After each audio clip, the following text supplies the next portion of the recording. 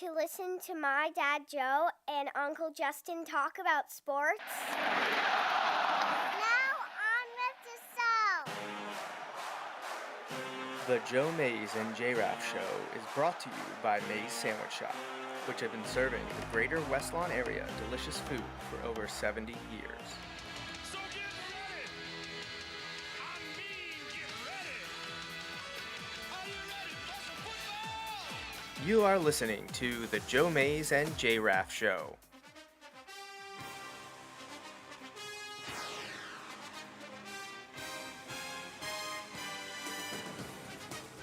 A weekly podcast about sports since 2011.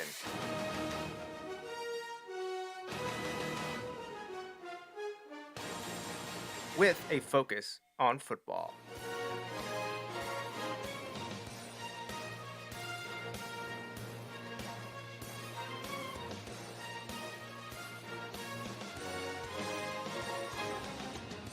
Now, here are your hosts, Joe Mays and Justin Raffoff.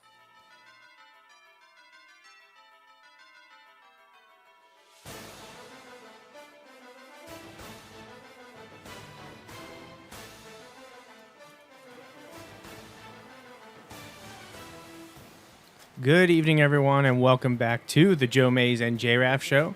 I am one of your hosts, Joe Mays, and here with me, as always, is my co-host, Justin Raffoff, and he is already up there playing our NCAA 14 Dynasty, possibly our last game. Now, we'll have a bowl game, but there he is, Justin Raffoff, and Coach Joey Raffoff in the Florida Atlantic Owls.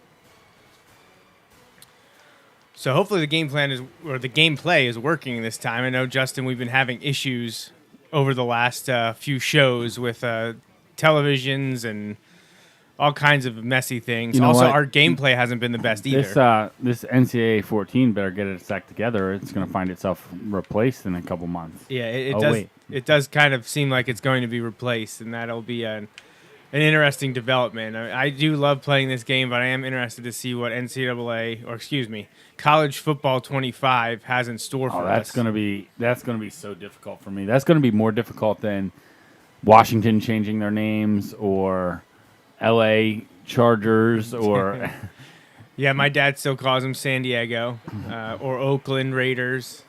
Yeah, Washington is definitely a tough one. It comes up all the time. But, yeah, from NCAA to college football. But that comes out in, about less than 2 months now, Justin? July 19th. We've been counting down for over 3 years, right? That was February 2021, I think. Yeah. So crazy to think it's been that long. In that time frame, I have seen 2 new Ghostbusters movies. So that's, if you know anything about the Ghostbusters franchise, that's kind of crazy because from 1989 to 2021, we didn't get any movies. So in the original timeline, I should add, because we did get a movie. It just wasn't a sequel. So anyways, we are going to be talking this evening about, the NFL. We've got to continue our 2024 season preview. 3 weeks ago on our last show, we talked about the West divisions. So this time we're going to head south and talk about the NFC South and AFC South. But before we dive into that, Justin, real fast, because in the last 3 weeks, things have grown exponentially in terms of success and expectations for the Philadelphia Phillies. Now, Yeah, absolutely. they struggled this Memorial Day weekend out in Colorado. They couldn't pull off the first game, lost a close one in extras, I believe. And then last night had to have a huge ninth inning to even have a chance to win. And then today looked altogether mediocre. There was the first really poor start from Ranger Suarez. Right, but even there, he gave up 3 earned runs. You Right. know, and that's more than he's been giving up. But 3 and 5 innings, that's technically a quality start. You know? And if he could have gotten through 6 and the Phillies would have tacked on a few runs, we probably would be much happier than we are right now. I'm more not worried. That's not it. I'm more frustrated with the hitting. But again, Right, the offense or that's lack going to thereof. happen, right? And some of it was just lack at is at the wrong time. You know, the wrong. I say all the time, it's not necessarily how many hits, it's when you get them. And they just didn't seem to be getting them at the right time this week or this weekend. Doesn't help when one of the best players in the league is thrown out for nothing on the first night. Yeah, that wasn't great in game one, for and sure. and you also had JT get called for a check swing at a crucial time when that it was wasn't a even close. bogus call as well. So like those are key things, but like that doesn't make a series. They had plenty of other opportunities to get hits when it mattered, but hopefully they can regroup and do just fine in San Francisco. And this is what I said to my dad was, all right, so if you would have told me that, all right, we have Colorado and the Rangers. Good stand. If you take 4 out of 6, right. like I would take that. Because I always say win series, right? Win series, 2 out of 3. 2 out of 3. Well, they won 4 out of 6. The problem is it didn't quite go as planned. They swept the Rangers, the better of the two teams. Right. And then they lost 2 of 3. But like they still made it through that 6-game stretch, winning. Now the next 6-game stretch, though, they've got to sweep the Giants to make it feel like, if you used each series one by one and That's replace true. it, That's now they got to true. sweep the Giants. Which they get Blake Snell tomorrow in San Francisco. He has not started the season well. His ERA is, I think, over 10 or 11. But, as a Philadelphia fan, you just know his luck is going to change as soon as he faces the Phillies. And the offensive struggles are real. It has not been a great month or so for Brandon Marsh, Bryson Stott. JT has a 15-game hitting streak going. Harper seems to run hot or cold. Right. So, and we're still missing Trey Turner. Now, we've only lost, 8 times in the last, 4 weeks or something like that. So, yeah, things are pretty good. Yeah, and you look at it, they haven't had Turner in there for a while. Marsh has been up and down, Stott, but Rojas had an RBI today. So they'll be fine. At the same time, the Braves lost 2 of 3 against the Pirates this weekend. So and also lost Ronald Acuna for at least some time. So Acuna, who knows what that issue is going to be, but it looks scary. I know he walked off, but it did not look good for him. Not initially, at least. That would be really tough because they already lost their best pitcher for the season. To lose one of the best players. Now, the year they won the World Series was without him. Right. But it wasn't without Strider and him. No. But, yeah, so we'll see. But, yeah, they've been doing really well. If Ranger wins another 9 before he tacks on his other loss, I'll be pretty happy about that, huh? Yeah, I mean, like we said, we were texting before the game or the show tonight. Just, we're frustrated because playing the Rockies the way they did was not great. However, tomorrow's Memorial Day. They're 22 games above 500. Right. Right. How often have they ever been 22 games over 500? And there's that cliche in baseball, you don't need to check the standings till Memorial Day. Well, guess what? Here we are. We're here, and the standings look great. So keep going. Just keep winning games, win series, and you'll be fine. You'll be fine. So, but man, they've built up some excitement. They're selling out weekday day games at home, tons of it's pretty awesome. Huge crowds at the bank. So hopefully that continues, and it certainly will unless they would go on a really bad. Oh, absolutely. Unless they would really struggle in the dog days of summer. So we'll see what happens. Things look pretty good listen, right now. I know it doesn't always go like that, but think about how many times in the last 2 decades we've seen the Phillies not do great in April and May, and then start to turn it on in June, July, and sometimes not even really till August, right? Right. Imagine if this team, quote unquote, has yet to turn it on. That would seem impossible because at one point they were on pace for 118 wins, which would be a modern day record.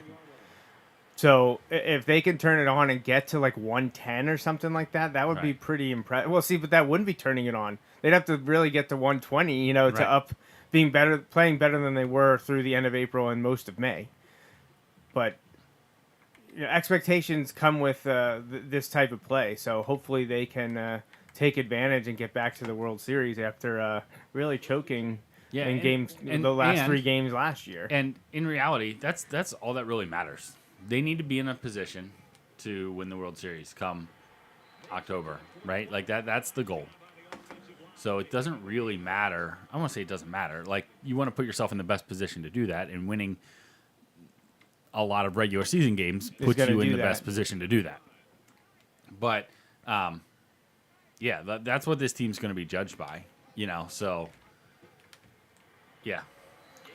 All right, well, that's enough baseball talk for us right now. It's still early in this marathon of the 162 games series that they have, or season that they have. So let's get back to our football preview. I know the schedule's always wonky this time of year. We missed a week last week that we weren't planning on, but we want to cover 2 more divisions, NFC South, AFC South. Justin, we'll start in the NFC South, and since you're back there, I'll let you go first. Who would be your 4th place team in the NFC South? All right, so in the NFC South,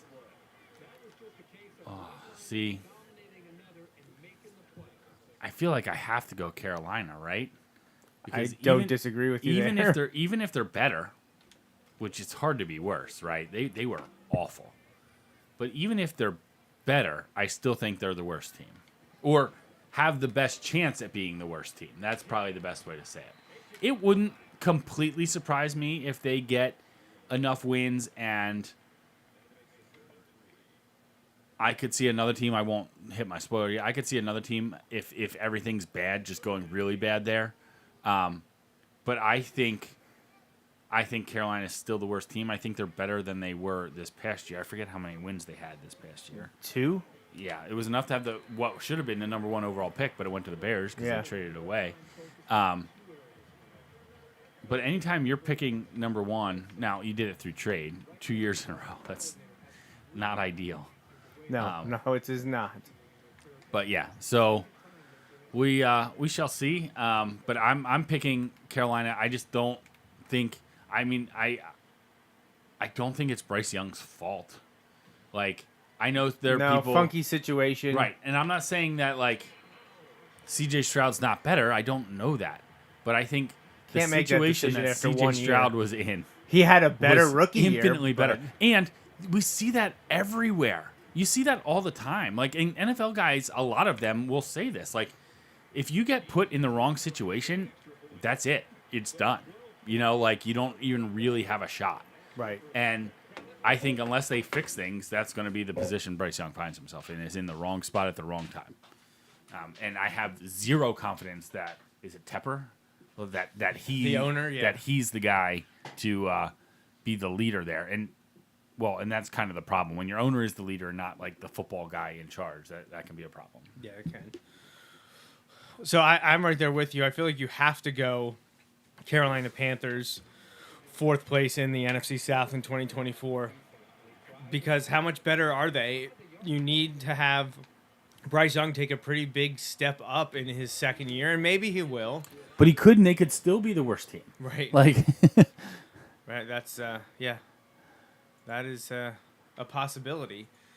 Because I mean, what else do they have? What else is there? What else do they have? right. They still don't have a ton of. Well, there was stuff this week about they're looking to dump Miles Sanders' contract. Like dump him. And yeah, that would be. Well, but again, I don't know that was Miles Sanders' fault. Like they were just bad. Right.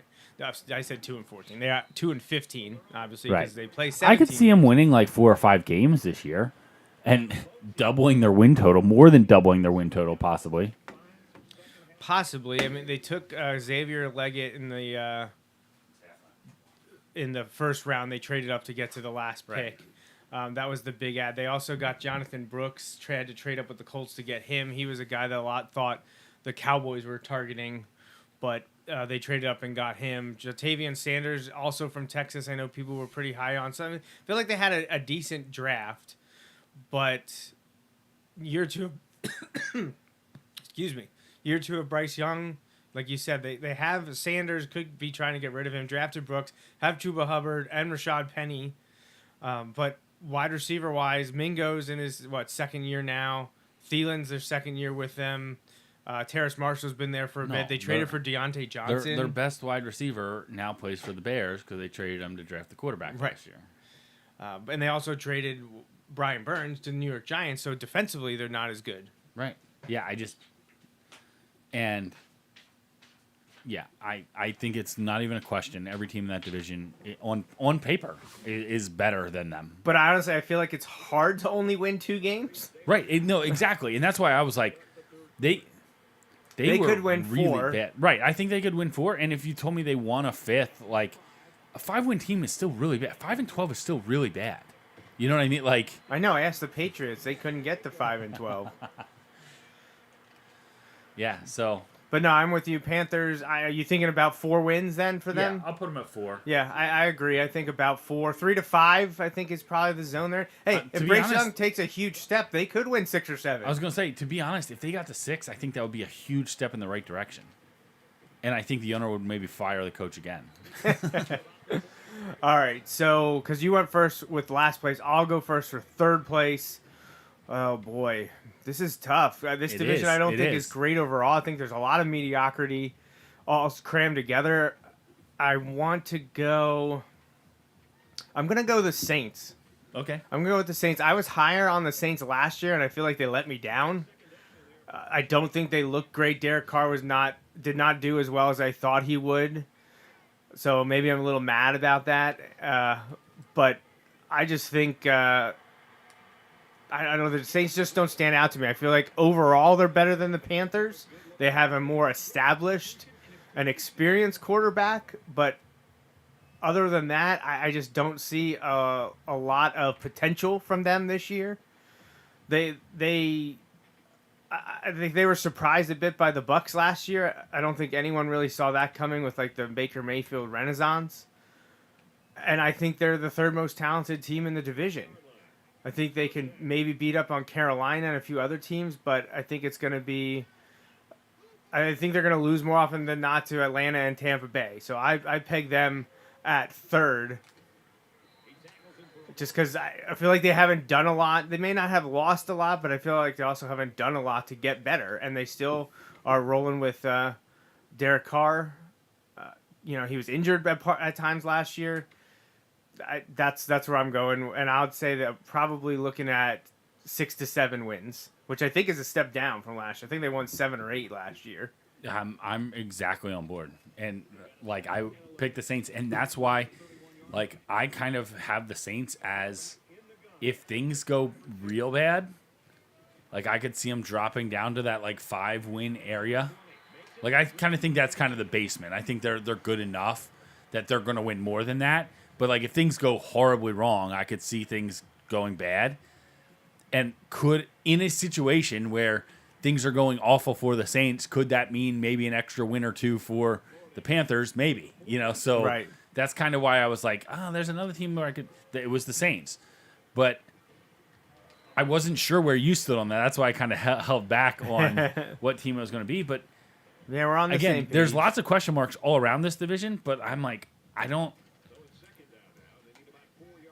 just don't see the Saints as having a lot of answers to those questions. At least positive answers to those questions. Yeah, they just seem to be like a middling team, just kind of treading water. Yeah. All right. So, I mean, we can talk about that more, or we can move on to the 2. No, let's move on, because we can always touch on it. Because honestly, I feel like these 3 teams are not separated by a lot. No. I definitely had New Orleans as my 3. But if you told me they were 2, I wouldn't be shocked. Right. That's the thing. Like, yeah. All right. So, for my 2, I'm going to go with Tampa. I'm going to go Tampa as my Tampa 2. Tampa 2. And I think they're going to be like middle of the pack again.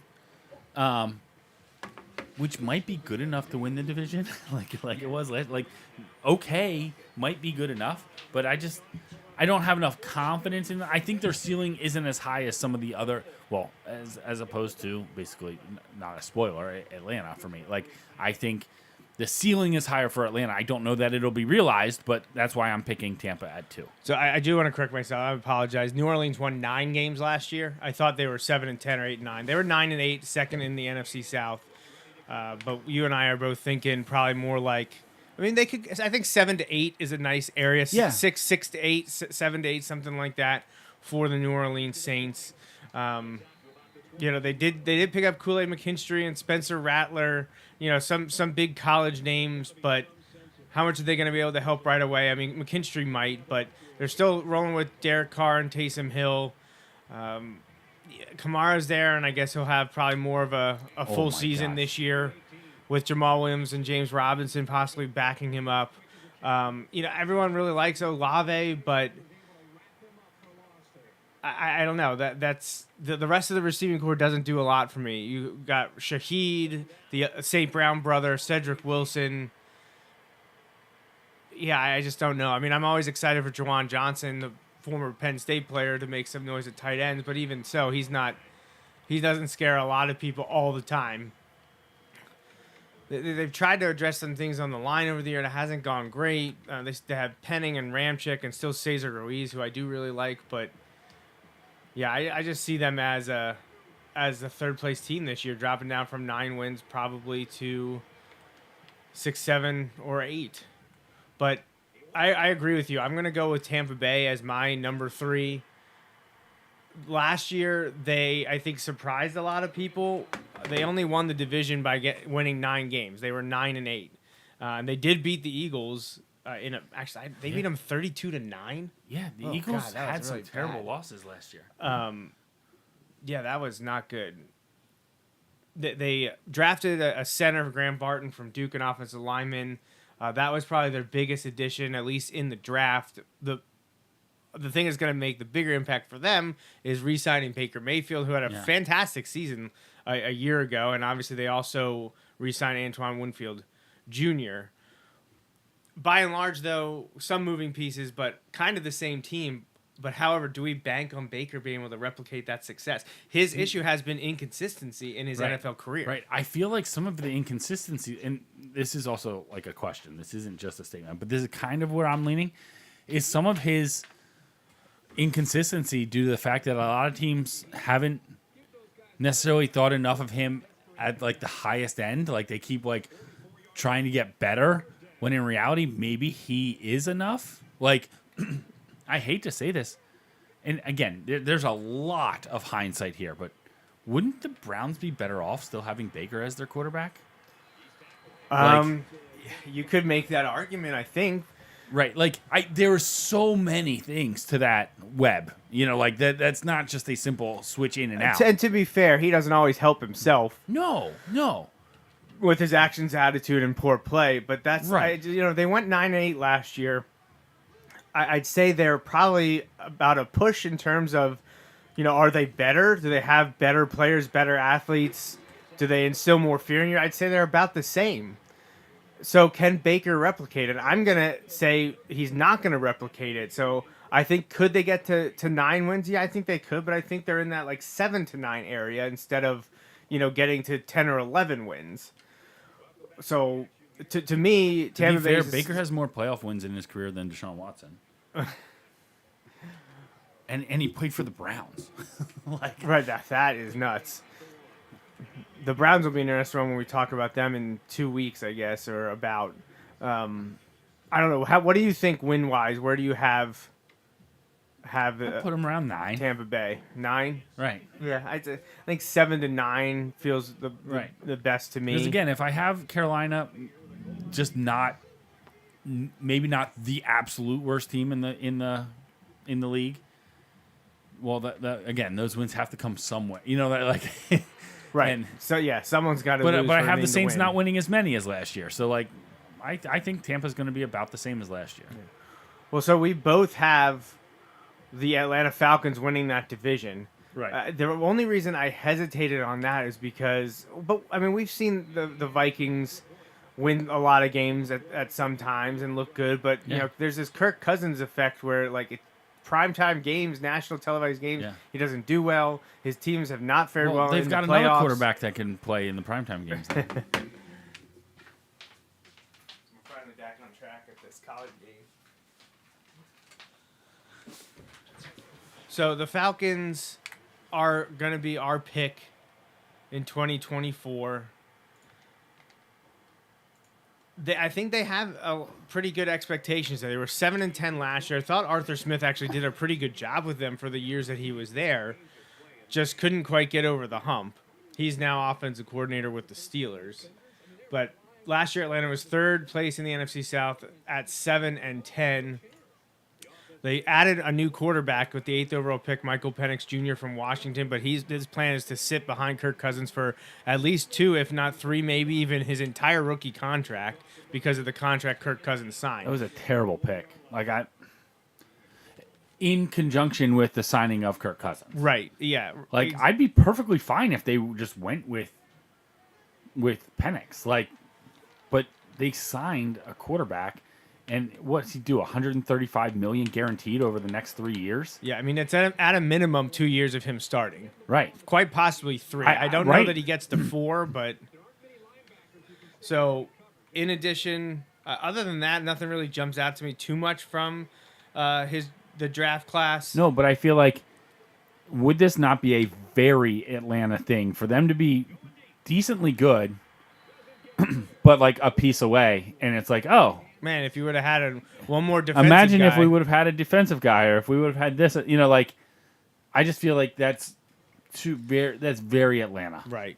So Cousins seems to be healed from his torn Achilles, so he should be the starter game 1.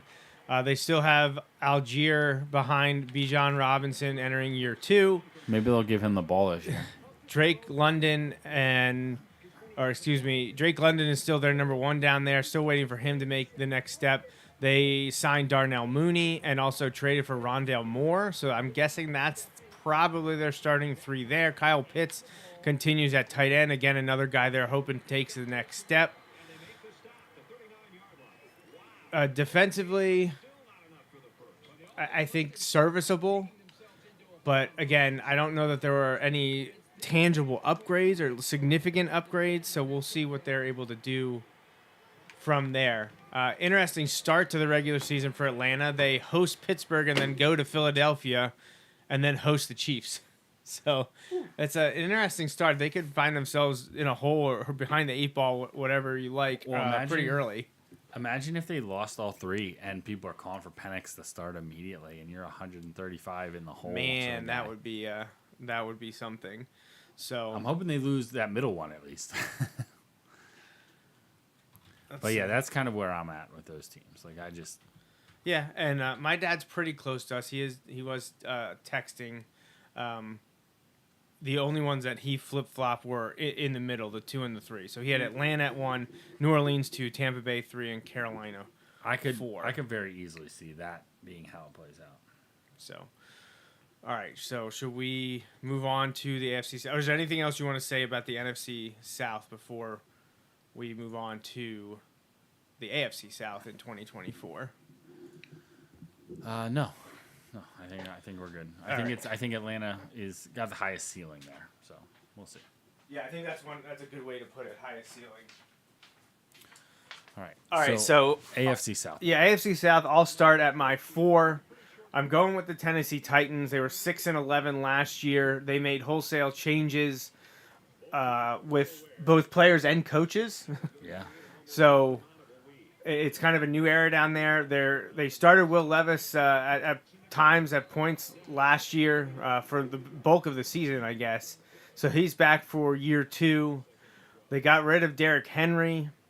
Still trying to figure out if any of their receivers are going to step up and be a better option for them. They still have DeAndre Hopkins. Defensively, they traded Kevin Byard to the Eagles last year, which I don't think worked out for Philadelphia, but they also lost him in Tennessee. I Do they get to 6 wins? I guess is the biggest thing that I'm trying to figure out right now. I think they're the 4th best team in that division. I'm not sure it's even close. So I could see them winning just 4. I could see And them again, being one of the another worst teams in the league. Another example, and again, I'm not a huge Vrabel guy. Like I think his team's overachieved. though. I've been down on the Titans, but like at the same time, I don't think he was the reason. Like, I was kind of like, I don't know. It's kind of like a scapegoat thing, but like I look at some of these bad teams. Like you look at the Panthers. Like the problem starts at the very top, right? Like I think with the Panthers, everyone would agree that Tepper makes it harder than it already is, right? Not that, there's lots of things, but I feel like he just makes it harder than it already is. Right. The reports that came out with the dismissal of Vrabel and all that stuff, and I get like that maybe like some of the things he said or did like maybe rubbed ownership the wrong way, but I get that as similar, not to the same degree, but that I'm like, this is already really hard. And being upset that your coach thinks fondly of his time as a player in New England, Right. like you let it get so upset that you like can't see past that. Now again, that's part of the story. Gosh. You know what I mean? kidding So me? like who knows what else goes into that. But like I'm like, man, this is already really hard. And like how do you not like I feel like you're making it harder as well. And so like it doesn't give me great confidence that they're gonna get it right. Right. No, I don't disagree. So 6-11 last year under Vrabel. They're now under Brian Callahan. They acquired L'Jarius Sneed, so that's definitely a defensive Oh yeah, pickup. And that's they a drafted huge one. Latham from Alabama and Tavondre Sweat from Texas, who had some red flags off the field coming into the draft. But I just don't, I don't dislike Will Levis. I think he could develop. Now he's got to look over his absolutely. shoulder, though, because Mason Rudolph is there. He looked good for the Steelers last year. Mason Rudolph twice should have been the Steelers starter. No idea what to think of Malik Willis. He's still hanging out there. They're going to roll with Tony Pollard as their running back after he wasn't re-signed by Dallas. They also have Hassan Haskins and Tajay Spears. They did sign Tyler Boyd to go with Treylon Burks and DeAndre Hopkins. Still haven't really gotten much out of Treylon Burks. But, they also got Calvin Ridley. They have 4 potentially strong receiving candidates. Now, I know Hopkins isn't what he was, 5 years ago.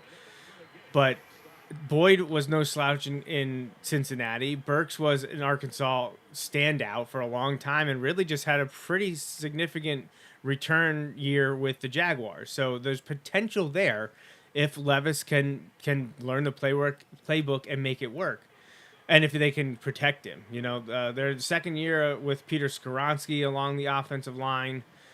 So we'll see if they're able to get that done. Defensively, we said they added L'Jarius Sneed in that trade with the Chiefs, who just aren't able to hold on to all their great players that they draft and develop because you can't pay everyone. But I don't know. I mean, I think 6 wins this year, I think would be. I think that would be a pretty good accomplishment. I think they're in the 4 to 6 win range. I don't see much more than that. No, I agree. I kind of have them at the same spot. All right, Justin. Now this is, I think, where it could get interesting here. Who do you have as your number 3 in the AFC South?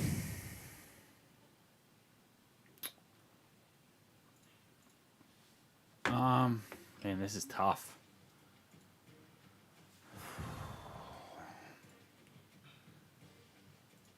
Man, I know it's a tough. you know what? it's- I'm gonna do it. You're gonna say the Jaguars? I'm gonna say the Jags. Woo! I was leaning Colts. I'm gonna go Jags. I really like Doug Peterson. I am forever indebted to Doug Peterson.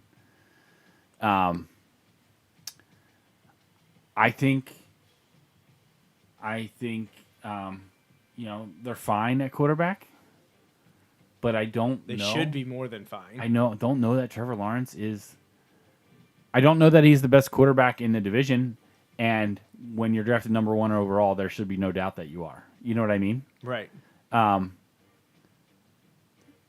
think, and this basically comes down to what's going to happen in Indy, because then the question becomes: is Trevor Lawrence the second best quarterback in the division? You know what I mean? Like, Right. there's so many questions there. And when I look at Doug Peterson, this got pointed out to me last year.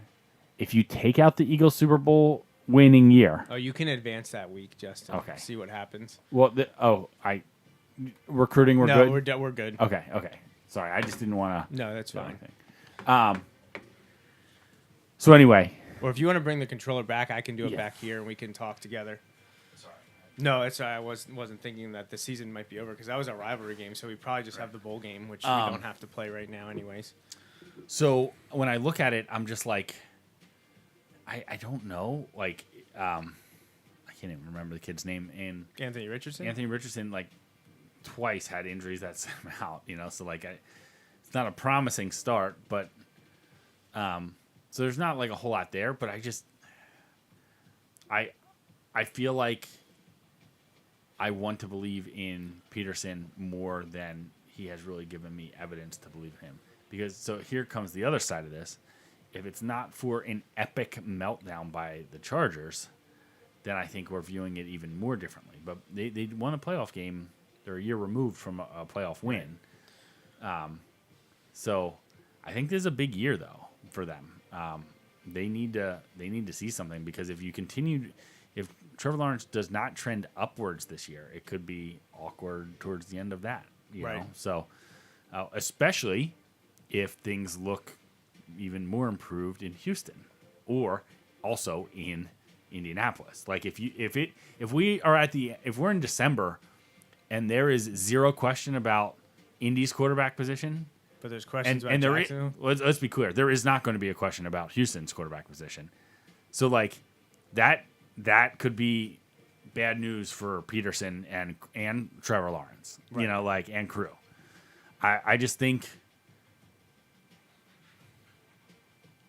I feel like the Jags squandered an opportunity to get this division like in a chokehold Tied the up. last few years. Not Right. just this goes prior to Peterson probably too, but and I just don't know that they have exerted themselves and put themselves in as strong of a position as they should have been. So we'll see. Maybe I'm wrong.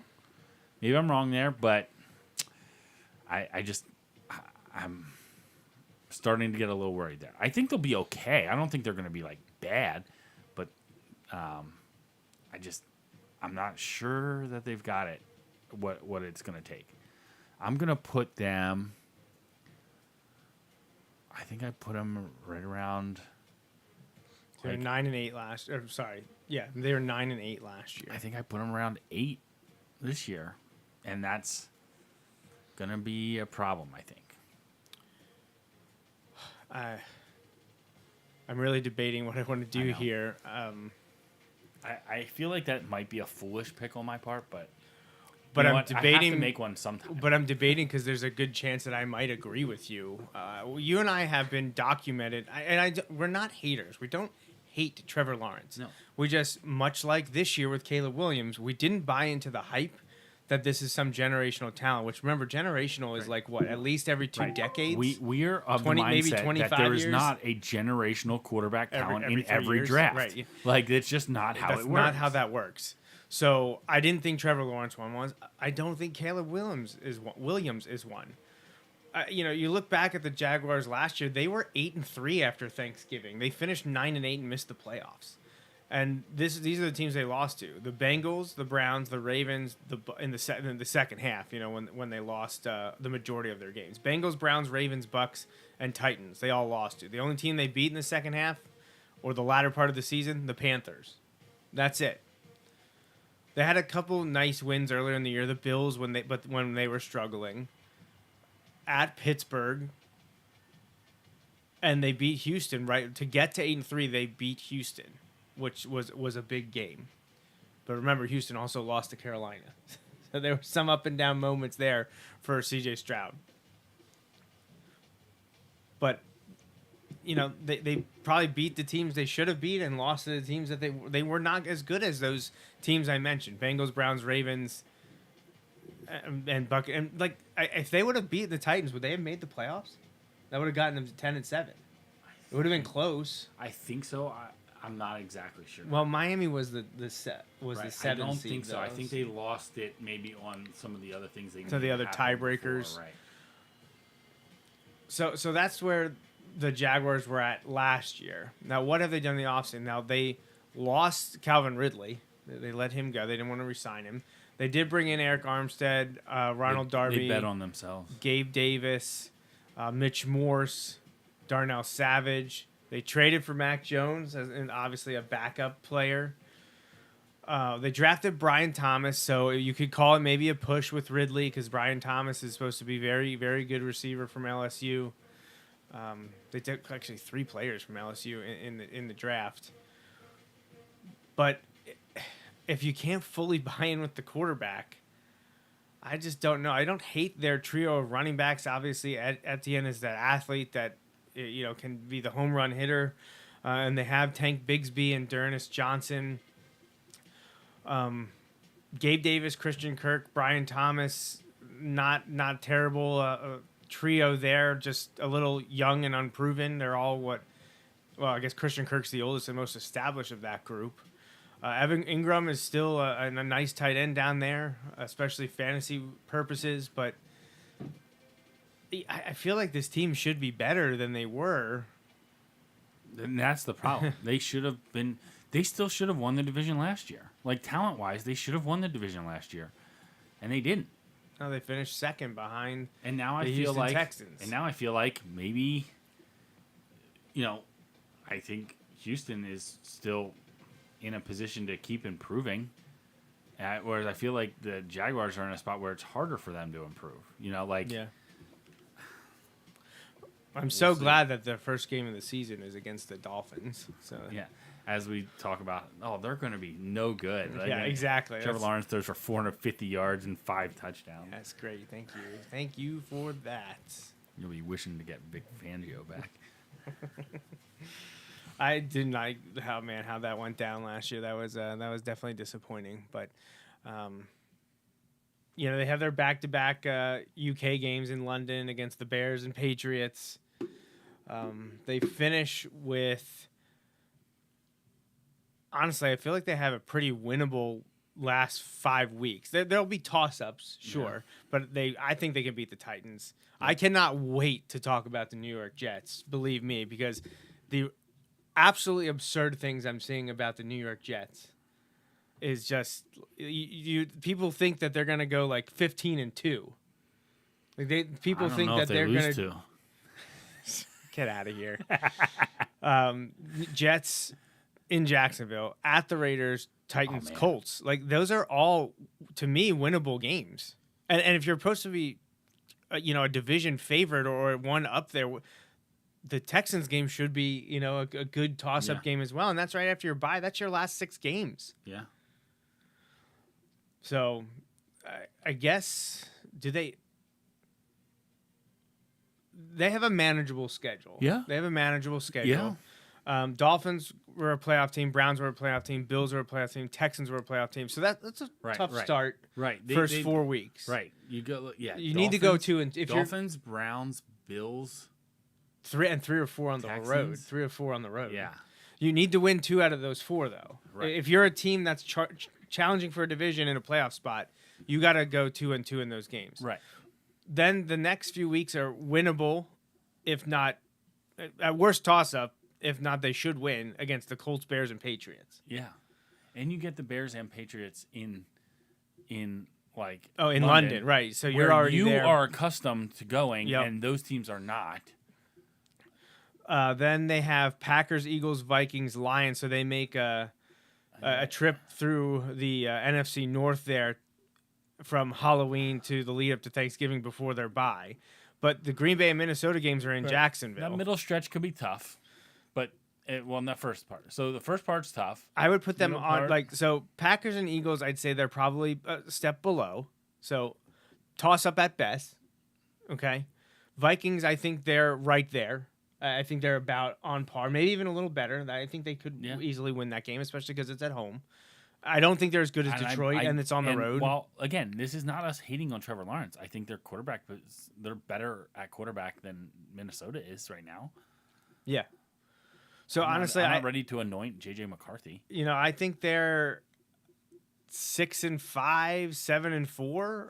If they're challenging for the division, they should be 6-5, 7-4 at worst, because they can make up some ground in the second half. And a lot of people will be overlooking them because they're 6-5 or 7-4, and then they're going to get hot at the end. If they are that team, they'll get hot at the end. So they were 9-8 last year. I honestly, I think I'm right there with them. I 8 to 10 wins, I think, is right where they would be at. I don't know that I can put them at third though with 8 to 10 wins for me, because I know you had talked with them. All right. The Colts are the ones that I honestly, I do think people are overvaluing the Texans right now, but I still do think that they're a good team. I think they've even gotten better. The Colts were 9-8 last year and finished in third, and they did that without their rookie quarterback for most of the year. Now their backup is gone, Gardner Minshew, who's had some good moments for a few teams, including the Jaguars. I'll say Jaguars in third, and they go 8-9, which it would be a step back. That's where I'm going. Yeah. So I'll put the Colts in a reluctant second place for me. They were 9-8 last year. I think that's right around where they'll be. I agree. 8, 9, 10 wins. I think them and Jacksonville will be back and forth, second, third place for the season. Just to change things up from last year, we'll bump the Colts up. They're the first team to draft a defensive player. Latu, the rusher from UCLA. Mitchell, wide receiver from Texas. Some people thought he could be a slam dunk first rounder. Yeah. So they get to pair him with their, I believe, re-signed and extended Pittman Jr. So you got Richardson coming back. Can he stay healthy? That's the biggest thing. Although they re-signed they signed comeback player of the year Joe Flacco, so he is now the backup stepping in for Minshew, who left to go to the Raiders, I believe. If they get a full season from Jonathan Taylor and Anthony Richardson stays healthy with Mitchell, Pittman, where they got Pierce, Josh Downs, Mo Alley Cox. I could see Indianapolis pushing towards 10 wins, and like anything, it comes down to the quarterback and health. Yeah, I think that's probably right where I'm going to go with them. This will be is this his second year, Shane Steichen? This is their second year, I believe, as head coach. Yeah. So let's take a look at their schedule here. They have a late bye, week 14. But the last 4 weeks are all very winnable games for them. So they finish game 15 is at Denver. Game 16 is home against Tennessee.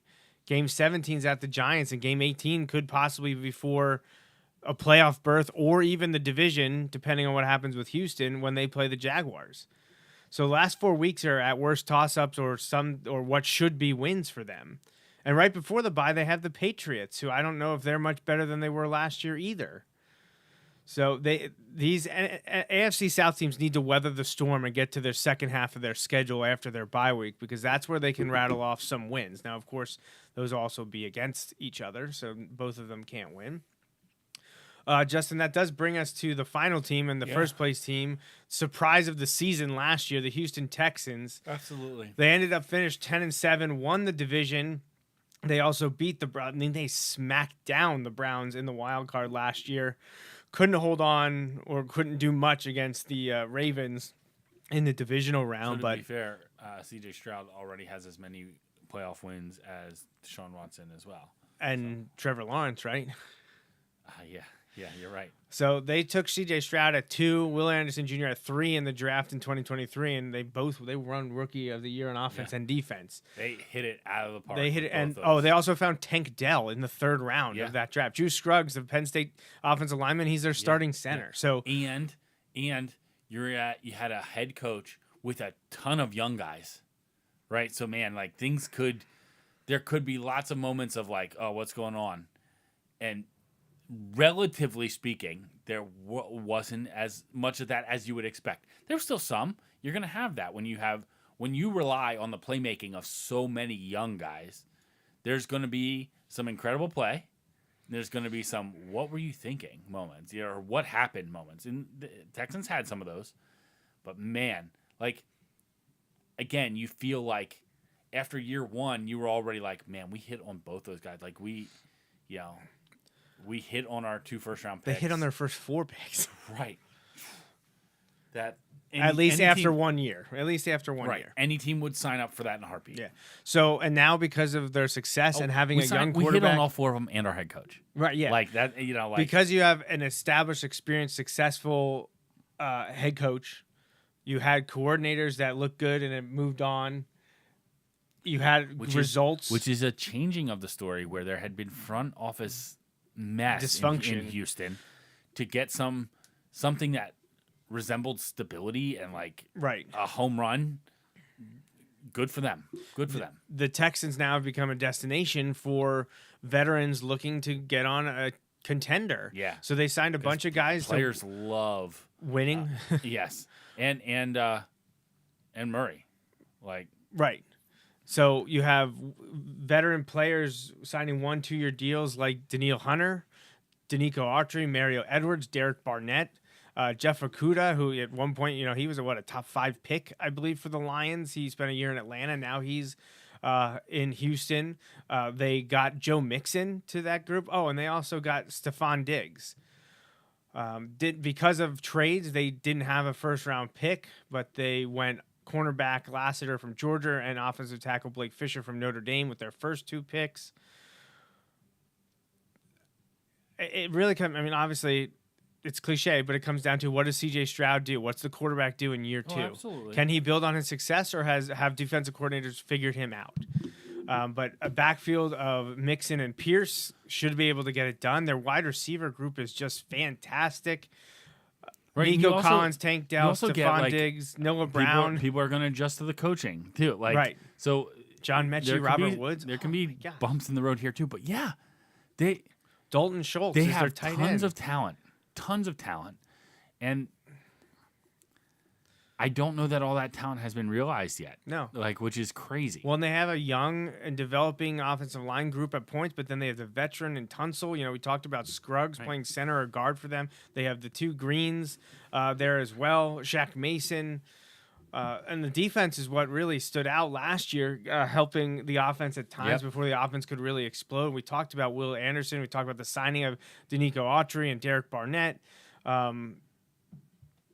It's impressive what they've been able to do in 2 off seasons now. If they can put it all together and continue this climb, it'll be a fun time for the Texans. Right, so basically it's going to come down to, can they do what the Jaguars were seemingly unable to do, and that's ride some momentum and really kind of establish yourself as the team in the division. And unfortunately for the Texans, I think they're the inverse of their divisional rivals. They have a crapshoot in the second half after their bye. In the first half, they need to build up wins in the first half. Now they have a late bye, just like was it the Colts? I think were week 14. Yeah. So the Texans have a late bye, not until the weekend of December 8th. So they got to win games early. They got 13 games before bye, but they play Colts, Bears, Vikings, Jaguars. I mean, honestly, because of where they finished last year, none of these games are a guaranteed loss. A lot of these could be guaranteed wins if they play like they did for a bulk of their game last year, especially towards the end. Colts, Bears, Vikings, Jaguars, you got to be 3-1 after those 4. Yeah. Bills, Patriots, Packers, Colts, again, 2-2 at worst, probably, right. If they're the team that people think they are. It's crazy that we have the Colts at 2, and they are done playing the Colts by the end of October. Yeah, before Halloween. Then they have Jets, Lions, Cowboys, Titans, Jaguars. So there's a group of 5 leading up to the bye. Again, You got to win at least 3 of those. You got to win 3 of those. So but again, if they're taking, I think 3 in that, especially in the middle of the season, haven't had your bye yet. 3 there's fine. So we'll say they're 8-5 there. Let's maybe a little conservative, but let's say they're 8-5.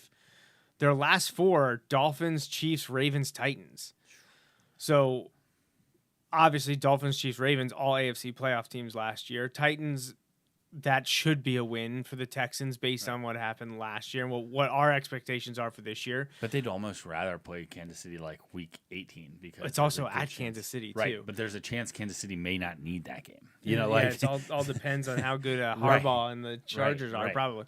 But if they're 8-5 with those 4 games left, they go 2-2. They're right back at 10-7 and probably scoreboard watching the Colts and the Jaguars. Right. So they need to because of the schedule. Right. They need to win. They need to be more like 9-4 in that first half. Yeah. Because that 8-5 will make those last 4 weeks really tough.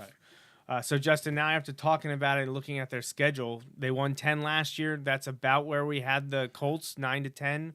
Right. I'm gonna put them at 10.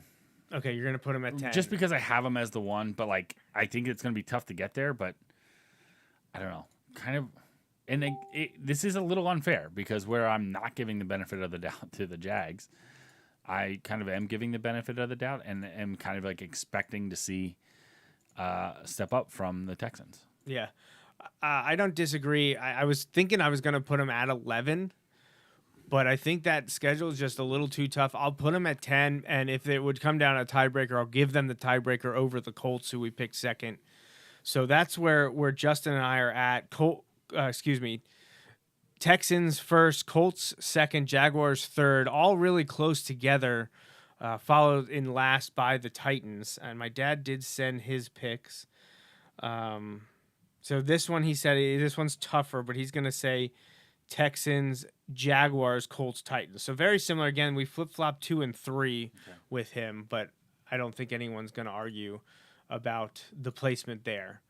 So that is where we're at for our AFC and NFC South picks. We will, whenever we have a show next, I think it's going to be the weekend of June 9th, although I didn't talk to you about our schedules here with, I know we got school events coming to an end and then vacations and things like that. So the next time we have a show, we will be discussing the North divisions. So we'll get to talk about the old teams in the NFL, and then the NFC North. We'll get to talk about some rivals and some teams that are close to family members, especially Ravens and Steelers, and what's going to happen with the Browns and Bengals. So you got someone that's a fan of all. Well, you throw in Joe, we got all 4 teams there for you. Covered all 4. You got all 4 covered. So. Yeah, it'll be fun to talk about the North, and then at some point we'll be doing the East and the playoffs. But things really get tough as we get towards the end of June and into July. So that's why we're trying to cram as much in as possible. We did miss a couple shows, so our episode 409 Spectacular will be pushed probably till after Wilson football season and well into the next NFL season. So sometime in November. Maybe previewing Penn State playoff. Penn State in the college football playoff, 12-team playoff. That would be nice. So we will have one more college football game to play the next time we have a show. Actually, 2, because, Justin, we made the conference championship, believe it or not. Heck yeah. So we got at least 2 more games to play, conference championship and a bowl game. But any final words, final thoughts, any shout-outs or anything you need to mention here? Happy anniversary to my sister and brother-in-law. Yes, happy anniversary to Andrew and Garrett. That was this past week, and I think that's it. Well, congratulations on the move. I know it's been a few months. Another milestone with the house this coming week. So back closer. Doesn't require a plane ride to get there anymore. No. Yeah. So it's good. So happy Memorial Day. Hopefully everyone's having a good weekend, and hope everyone has a great Memorial Day tomorrow. I'll give an early shout out to Haley for her birthday coming up. We're not on air next weekend because we're celebrating Haley. Turned 9. She'll be turning 9. You not old quite man. 2 weeks away, but she will have already turned 9 when we have our next show. So I want to say happy birthday to her. And I think that covers it. It's been a while since we had a show. We had Mother's Day, and then I messed things up with Knoebels, and we couldn't connect that Saturday. So when we got Talk I Phillies, stood in the rain for 9 hours that day. It wasn't. It was happening. I said to Kelly that morning, I was like, Justin's in the rain from like 8 to 5 today. Man, Township. Don't get me wrong. I had fun. I had a good time. The kids had a good time. Could have been better weather, but the weather was not the greatest. Right? No. I saved on sunscreen though, so there was that. Silver linings. Happy birthday to Brent too. Brent's birthday yeah. will actually be next weekend when we're having Haley's party. It's cool hanging out yesterday. So yeah, it was a great time at the party yesterday. I do want to make sure my dad remembers that Kelly and I are the cornhole champions of the Memorial Day picnic. You're gonna wear that medal to work tomorrow, Gonna right? have the medal will not leave my neck tomorrow. It'll be not tomorrow. Well, I could take it to the family picnic tomorrow too. Yeah. But Tuesday at work, I definitely need to show that off. And he's going to hear about it for the next year. But I think that's it. So thanks, everyone, for joining the Joe Mays and J-Raff show for episode 403. We'll be back for 404, I think, in 2 weeks. But just stay tuned to our socials, and we'll get updates on there. And we'll be back real soon to talk more NFL. Get ready for the 2024 season. Until next time, for Justin Raffoff, I'm Joe Mays. Thanks for listening.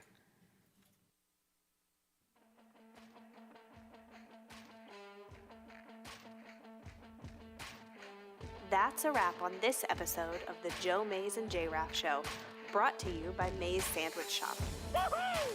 You can watch each weekly episode live on Facebook, Periscope, or YouTube. Be sure to like, follow, or subscribe to the show on Facebook, Twitter, YouTube, SoundCloud, Apple Podcasts, and Google Play. You can also rate and review us on many of these platforms as well. We'd love to hear from you. Send your emails to the Mays Sandwich Shop inbox at joemaysandjraff@gmail.com. The Joe Mays and J-Raff Show is a part of the JMNJR Radio Network, home to other productions such as The Bulldog Hour, Tangents with Friends, and Nat Chats with Dad. Until next time.